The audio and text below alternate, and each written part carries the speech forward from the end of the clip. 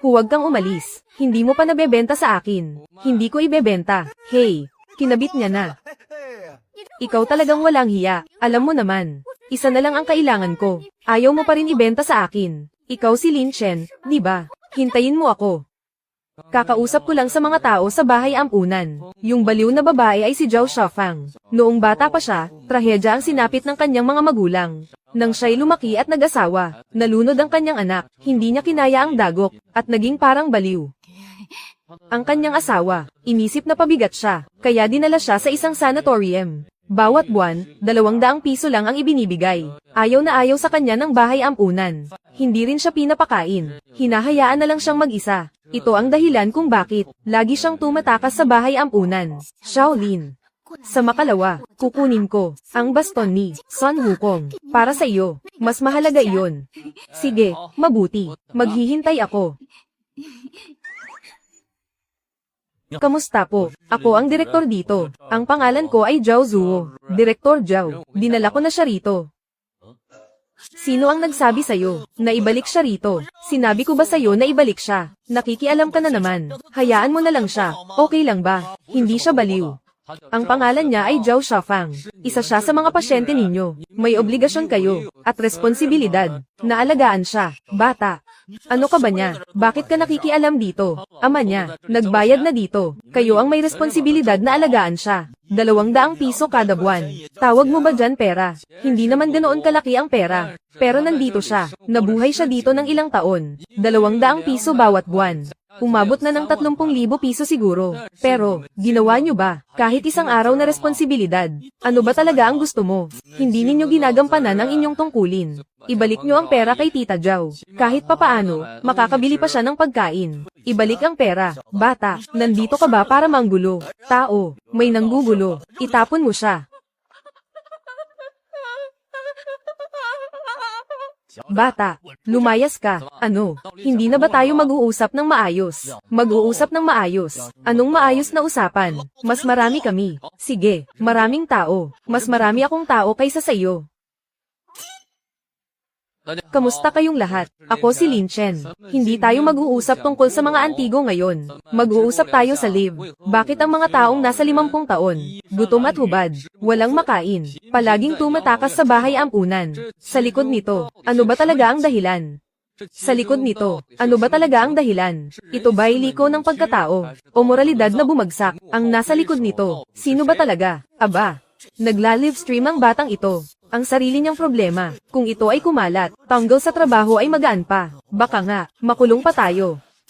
Halika, halika. Papakita ko sa 1,000,000 taga-subaybay ko. Ito siya, ang director ng Red Heart Retirement Home. Si Director Zhao Zuo. Director Zhao, batiin mo ang lahat.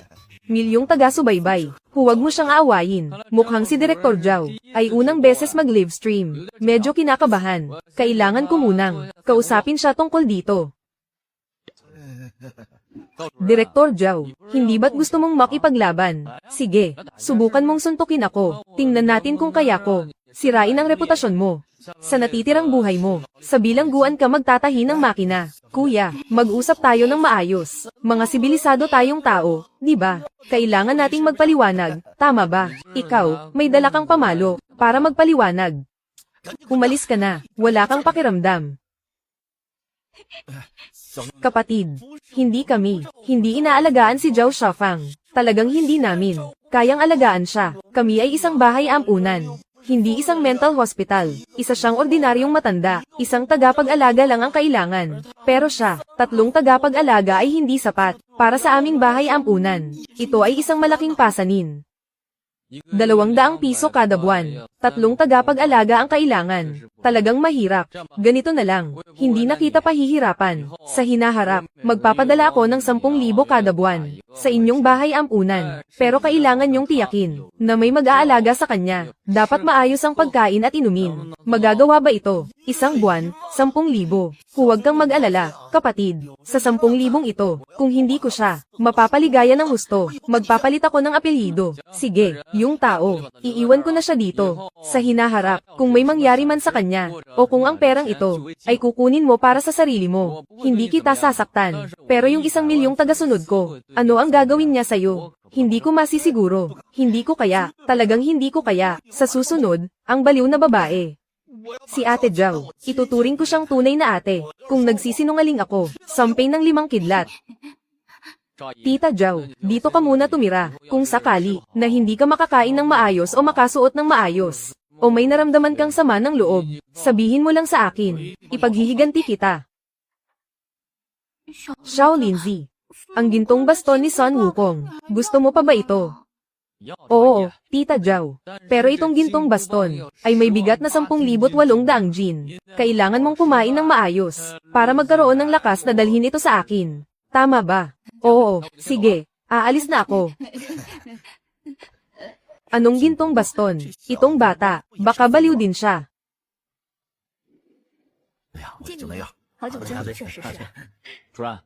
Bakit mo ako dinala dito? Dito, ito ang aking engagement party. Kumusta? Bongga, di ba? Ang engagement party mo, dinala mo ako dito. Bakit? Galit ka ba? Ikaw, ayaw mo ba akong magpakasal? Hindi ba sinabi mong hindi mo siya gusto? Oo, kaya nga, ngayon, nandito ako para bawiin ang kasal. Sa engagement party magbabawi ng kasal. Hindi ka ba natatakot na masaktan? Di ba nandyan ka naman? Gusto mo ba akong pumunta? Para protektahan ka, o para ako ang masaktan? Kaya, pwede mo ba akong palitan sa pagtanggap ng suntok? Alam mo naman, kung hindi ko itutuloy ang pag-urong sa kasal, ako at ikaw, hindi kailanman maaaring magsama. Huwag kang mag-alala, Churan. Palagi kitang poprotektahan. Magaling. Hindi ka talaga nagkamali sa pagpili. Mamaya, dapat mo akong protektahan ng mabuti, ha? Mauna na ako. Pupunta ako. Gusto kong protektahan si Churan. Pero baka hindi ko kayang gawin iyon. Sa ganitong okasyon, kung magdudulot ng gulo, magagalit ang pamilya Wang. Wala akong sapat na lakas. Nakikisawsaw ka pa. Talagang hindi ko alam kung ano ang iniisip mo. Wala kang kakayahan. Nakikisawsaw ka pa. Talagang hindi ko alam kung ano ang iniisip mo. Handaan ng kasunduan sa kasal. Handaan ng kasunduan sa kasal. Huwag mo nang tingnan. Handaan ng kasunduan sa kasal. Ako ang Dragon Vein sa ilalim ng iyong mga paa. Dragon Vein. Dragon Vein, pwede mo ba akong tulungan? Sige, pahihiramin kita ng Dragon Energy, para magamit mo ito, ang lakas ng kalikasan, walang kapantay sa mundo.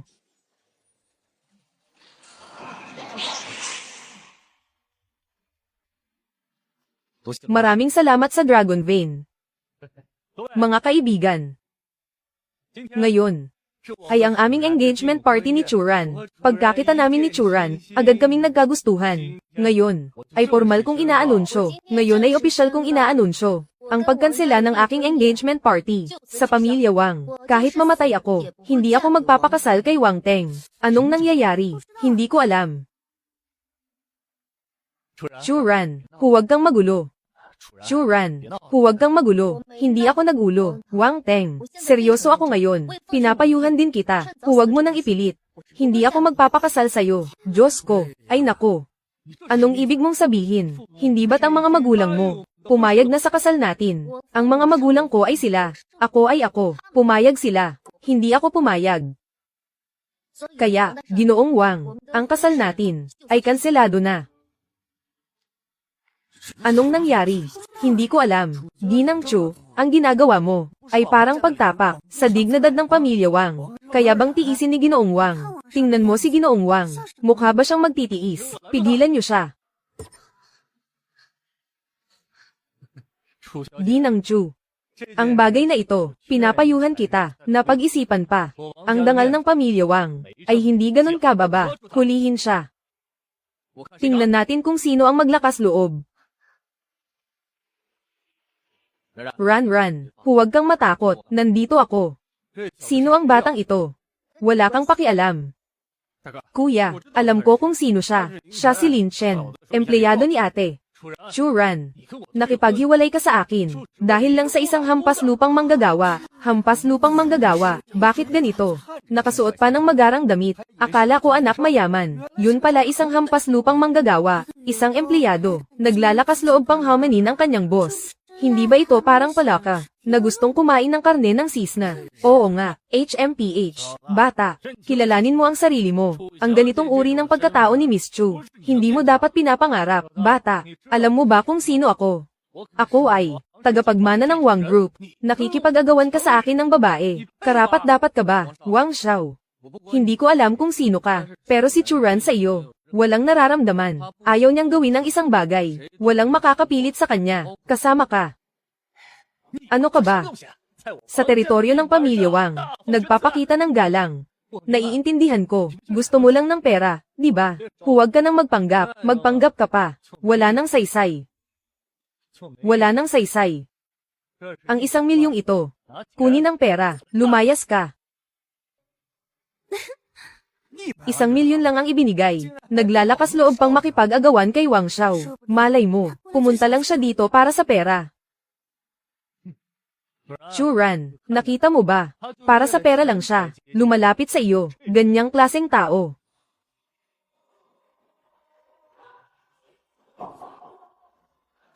Pinunit na ang pera. Hindi siya interesado sa pera.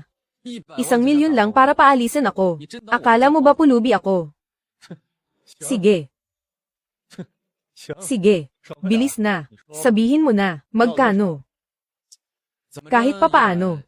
Dapat ilang bilyon. Bayaran mo na ngayon. Aalis na ako ngayon. Talagang naghahanap ka ng gulo. Ano? Wang Xiao. Ikaw rin naman. Isang kilalang tao. Bakit hindi mo pa rin makalimutan si Churan? Makinig ka sa akin. Kalilimutan mo na siya agad. Walang nararamdaman si Churan para sa'yo. Ay nako. Ano ba yan? Kailan pa? Nagkaroon ng karapatan ng isang hamak na trabahador. Para turuan ako. Ano pang hinihintay nyo? Patayin nyo na siya. Lin Chen, mag-ingat, walang problema. Ang galing. Ako na. Talagang karapat-dapat sa Dragon Vein. Binigay ang lakas ng lupa. Sobrang galing nito. Ang lakas mo. Saan ka nagmula? Ito ay, hindi mo na kailangang malaman. Sinabi ko na, kung ayaw gawin ni Churan, walang makakapilit sa kanya. Bakit ka pa nakatayo dyan? Bilisan mo na. Sige. Isang trabahador. Ang galing. Ang daming bodyguard. Wala ni isa ang nakatalo sa kanya. Kaya pala nagustuhan siya ni Miss Chu. May tunay na kakayahan pala siya. Churan. Hindi ikaw ang masusunod sa usapang kanselasyon ng kasal. Hindi pa tapos ang usapang ito. Ay nako, hindi ba ito si Lin Tinggo?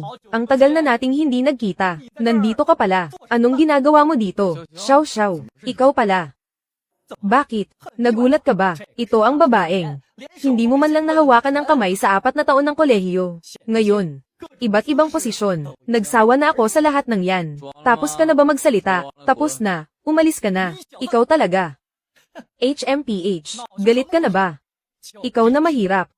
Karapat-dapat ka ba sa ganitong marangyang restaurant? Isa pa, may pera ka ba? Ginoong Lin, sa wakas natagpuan kita. Ginoong Lin, anong nangyari? May 2 maingay na tao. Naistorbo ang pagkain ko. Pasensya na. Paalisin ko na sila ngayon. Kayong 2 ay nakagambala. Sa aking mga bisita, hindi namin kayo tinatanggap sa aming restaurant. Umalis na kayo. Sino ka ba? Paano mo kami pinapaalis? Tawagin mo ang inyong manager. Isang empleyado, na naglakas loob na bastyusin ang customer. Hindi mo ba alam, na ang customer ay hari? Madam, ano ang nangyari? Palagi kaming kumakain dito sa inyong restaurant. Ang taong ito ay gusto kaming paalisin. Palayasin mo siya ngayon din. Kung hindi, mas mabuti pang umalis ka na lang. Ano?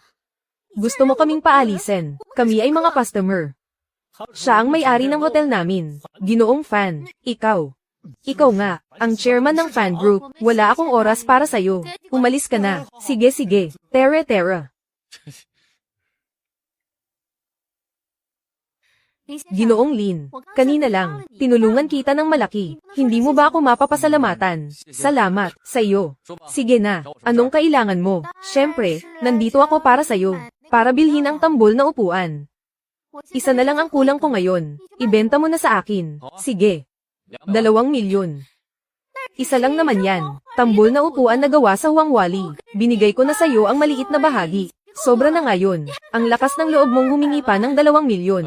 Miss Fan, pareho tayong negosyante. Alam mo dapat, ang mahalaga sa isang bagay ay hindi ang halaga, kundi ang pangangailangan. May 3 ka na. Ngayon, isa na lang ang kulang mo. Magkano ang presyo nito? Depende sa kung gaano mo. Kailangan ito. Hindi ko akalain na si Ginoong Lin, na bata pa ay isang taong marunong maglaro ng damdamin. Kakatulong ko lang sa'yo, para maayos si Wang Dong. Pinaganda ko ang reputasyon mo. Pwede bang bigyan mo ako ng discount? Una sa lahat, hindi kita hiniling na tumulong. Pangalawa, mas gusto ko si Churan ang magpaganda ng reputasyon ko.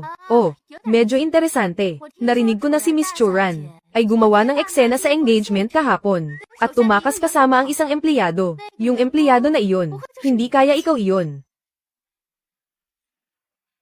Kaya, 2 milyon, gusto mo ba? Masyadong mahal. Pwede bang mas mura? Ate, single din naman ako. 2 milyon at kalahati. Sige, gusto ko. 2 milyon lang. Bibigyan kita ng diskwento ng 500,000. Pero, kailangan mo akong tulungan sa isang bagay. Ang bagay na nagkakahalaga ng 800,000. Ibebenta mo sa akin ng 2 milyon. At may gana ka pang sabihin, na dineskwento mo ako ng 500,000. Ano ang gusto mong itulong ko? Mayroon akong batong jade na ibebenta. Hindi ko alam kung si Miss Fan ay matutulungan akong ipakilala ito. Tulungan akong may benta. Ang batong jade na ito, hindi naman siguro. Ang girlfriend mo ba? Ang may-ari ng auction house. Ganito kasi yan. Mas mabuti pang tanungin mo siya kaysa sa akin. Ayokong malaman niya na may tinuturo akong iba. Ano ba ang relasyon niyo ni Churan? Bakit may tinuturo kang iba? Kontaken mo muna siya. Saka ko sasabihin sa'yo. Ikaw talaga. Walang epekto kahit anong gawin. Tigil.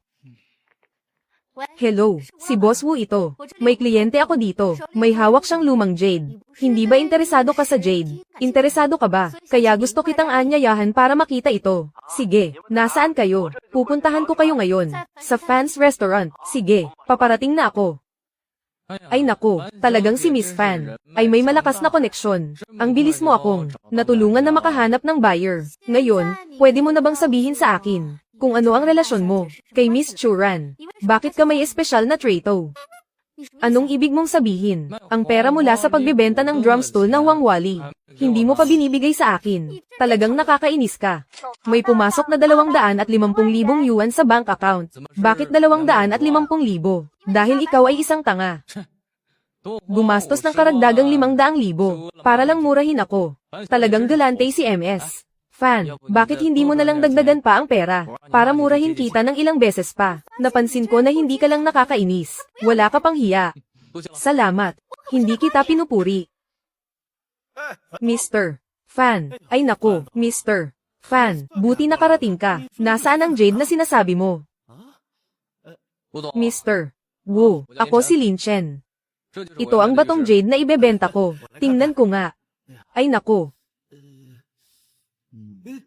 Ay oo, ito ay isang sinaunang jade. Napakabihirang batong jade. Dahil alam na alam ni Mr. Wu ang tungkol sa jade. Magbigay ka na ng presyo. Mag-aalok ako ng 5 milyon. Paano? 5 milyon. Gusto mong bilhin ang lumang jade. Nangangarap ka lang. Binata, huwag mo siyang bentahan. Mag-aalok ako. 600 metro. Ginoo. Alam mo ba ang mga patakaran? Hindi pa kami tapos magtransaksyon ng kasama ko. Ikaw, hindi ka pwedeng makialam. Anong panahon na ba ngayon? Patakaran pa rin. Sa pinakamataas na mag-alok, naiintindihan mo ba? May 5 milyon dito. Ang natitirang 1 milyon, magbibigay muna ako ng IOU. Pwede pa bang magbigay ng IOU? Hindi ko lang nadala ang sapat na pera. Paano? Kung sa tingin mo mababa ang presyo, pwede kang magtaas ng presyo. Magbibigay ako ng 10 milyon. Magbibigay ako ng 15 milyon. Sige, sige, hindi na kita aagawan. Kuya, itong lumang jade, pwede mo bang ibenta sa akin? Pasensya na, nauna si Mr. Wu, may sinusunod kaming pila. Itong jade na ito, hindi ko ibebenta sa'yo. Bata, linawin mo. Maglalabas ako ng 15 milyon. Siya ay maglalabas ng 10 milyon. Kulang ng 5 milyon. Paano mo maiiwasan ang pera? Ganito, dadagdagan ko ng 500. Lahat ay 2,000 metro kubiko. Ano sa tingin mo? Hindi ito tungkol sa dami ng pera. Walang kinalaman ito. Hindi ko pwedeng sirain ang patakaran ng industriya. Mr. Wu, 9 milyon lang ang ibigay mo. Ang natitirang 1 milyon, para kay MS.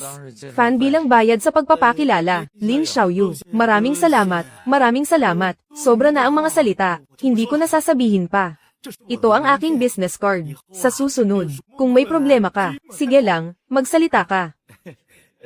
Aalis na ako. Teka. Itong anti-gang jade. Ngayon. Kukunin ko ito. Bakit? Gusto mo bang pilitin akong bilhin ito? Ngayon, pipilitin ko na lang. Sa totoo lang, ang pamilya Ye ay naghahanap ng isang lumang jade para ipaukit ng isang bagay para sa anak na babae, para sa kaligtasan. Kaya hindi ko ito aalisin ngayon. Walang sino man sa inyo ang makakaalis. Malakas ba ang pamilya Ye? Pamilya Ye, isa itong malaking pamilya sa Magic City. Sa harap nila, wala akong halaga. Kung alam mo ang pamilya Ye, dapat alam mo, ito ang mangyayari sa mga nagkakasala sa pamilya Ye. Ito, hindi ko kayo niloloko. Ilang panahon na ang nakalipas. Nagkaroon ng problema ang pamilya Ye. Halos mamatay ang prinsesita, kaya't sinadya nila akong utusan para maghanap ng isang anti-gang jade para sa kaligtasan. May lakas loob ba kayong tumanggi? Pinahahalagahan ko ang iyong kabutihan. Malakas ang angkan ng Ye. Hindi ko kayang kalabanin. Hindi mo rin kayang kalabanin. Ibigay mo na lang sa kanya. Ang batong jade na ito, hindi na ako magbebenta ngayon. Ano pang ginagawa mo dyan? Umalis ka na, bata. Ibigay mo sa akin ang mga bagay. Lin, tapos ka na, kahit si Mr. Fan, hindi ka rin ito mapoprotektahan. Ang gusto ng pamilya Ye, nangangahas kang tumanggi. Hinahanap mo ang kamatayan. Nasa mga kamay ko, akin ito. Walang makakakuha nito. Hintayin mo lang, pagsisisihan mo ito. Pasensya na, Ginoong Lin. Kasalanan ko ito. Hindi ko dapat siya pinatulan. Ayos lang. Hindi mo kasalanan ito. Ayaw ko lang talagang ibenta sa kanya. Sige, kayo. Aalis na muna ako. Hahanapin ko muna ang iba. Baka matulungan nila ako. Sige. Ginoong Lin, makinig ka sa akin. Ibigay mo sa akin ang sinaunang jade. May kakilala ako sa pamilya Ye, para mapagan ang problema, at maayos ito. Bukod pa rito, kung makuha mo ang pabor ng pamilya Ye, malay mo, pwede kang umangat agad. Hayaan mo na. May espiritu ang jade. Napaka-dominante ng pamilya Ye. Hindi bagay sa jade na ito. Gusto ka ni ate. Hinahangaan ka rin niya. Kaya sinasabi niya ito sa'yo. Mga salitang mula sa puso. Ang pamilya Ye, hindi mo kayang kalabanin. Ang pamilya Ye, hindi mo kayang kalabanin. Maraming salamat sa iyong kabutihan, MS. Fan, nauunawaan ko. Ay, bakit nahihilo ka? Ay nako, Mr.